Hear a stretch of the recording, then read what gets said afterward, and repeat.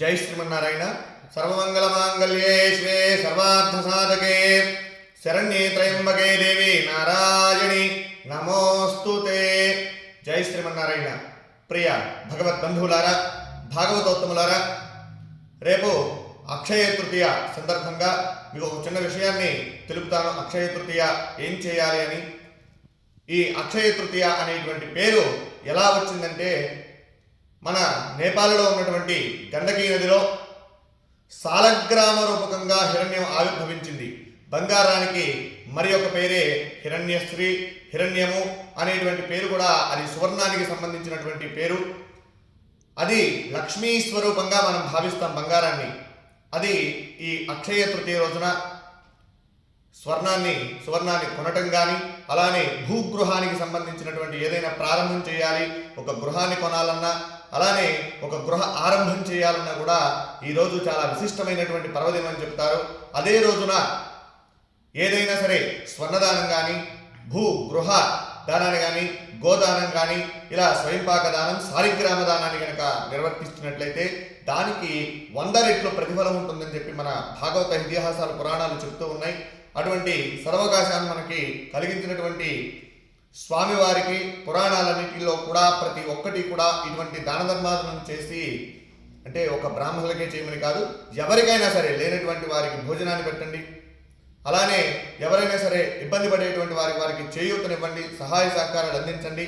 అలానే ఈ అక్షయ తృతీయ అని ఆ రోజే బంగారాన్ని ఎందుకు మనం తీసుకోవాలి అంటే, ఈ బంగారం మొదటిసారిగా మనకి భూలోకానికి వచ్చినటువంటిది నేపాల్లో ఉన్నటువంటి గండకీ నదిలో సాలగ్రామ రూపకంగా హిరణ్యం ఆవిర్భవించింది.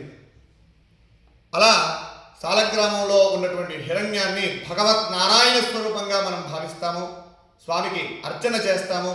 అలానే హిరణ్యం కూడా, ఆ హిరణ్యాన్ని కొనడం ఎందుకయ్యా అంటే, ఆ హిరణ్యం ఎప్పుడైనా సరే మనం ఆపదలో ఉన్నప్పుడు, మనకు ఎవరు కూడా అక్కరకు రానప్పుడు, మనకు ఉన్నటువంటి బంగారం ఇంట్లో ఉన్నటువంటిది మన ఆపదలన్నీ కూడా అది నివారణ చేయగలిగినటువంటిది. మనం ఎక్కడైనా పెట్టి దాన్ని ధనాన్ని తీసుకోవచ్చు. అలానే మనకు ఇంట్లో ఉన్నటువంటి ఇబ్బందులు కూడా పారద్రోలేటువంటి శక్తి బంగారానికి ఉంది. అటువంటి బంగారాన్ని మనం కొనటం కానీ, దాన ధర్మాదులను చేయడం మన ఇంట్లో కనుక ఉంచుకున్నట్లయితే విశేషమైనటువంటి ఫలితం వస్తుంది. ఒక బంగారాన్ని అలంకారప్రాయంగానే కాకుండా లక్ష్మీ స్వరూపంగా భావించి మనం అర్చన, ఆరాధన చేస్తూ ఉంటాం. సాలగ్రామాన్ని అందుకనే అంత విశిష్టత. శాలిగ్రామంలో ఉన్నటువంటి మొట్టమొదటిసారిగా భూలోకానికి వచ్చిన నేపాల్లో గండకీ నదిలో ఆవిర్భవించినటువంటిది సాలగ్రామ రూపకంగా ఆవిర్భవించినటువంటిది సాలగ్రామం.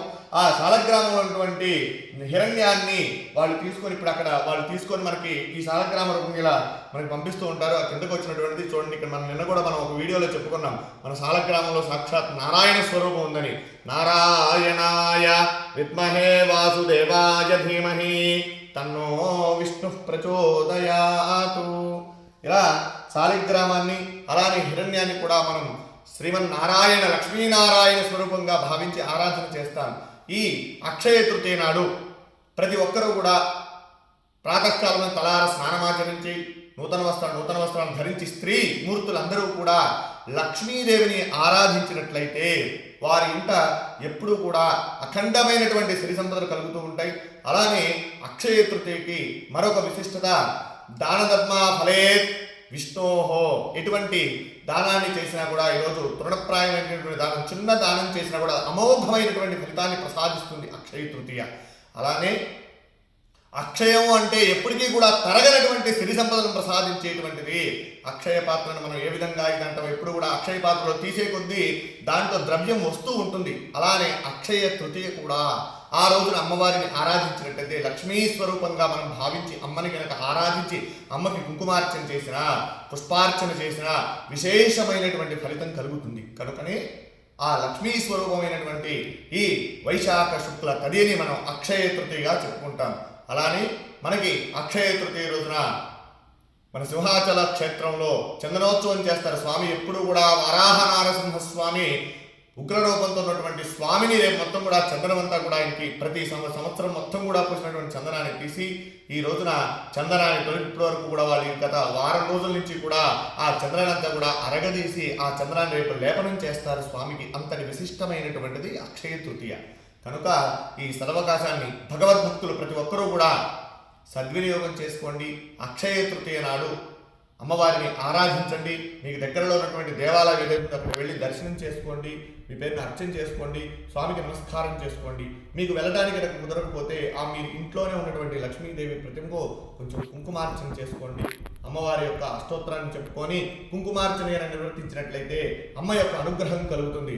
మీరు కూడా ఎప్పుడు కూడా అక్షయ తృతీయ నాడు ఆరాధన చేయడం వల్ల మీ ఇంట్లో ఎప్పుడు కూడా సిరి సంపదలు అనేవి ఎప్పుడు కూడా అభివృద్ధి కలుగుతూ ఉంటాయి. కనుక ఈ సదవకాశాన్ని సద్వినియోగం చేసుకోండి. జై శ్రీమన్నారాయణ. నమో వెంకటేశాయ.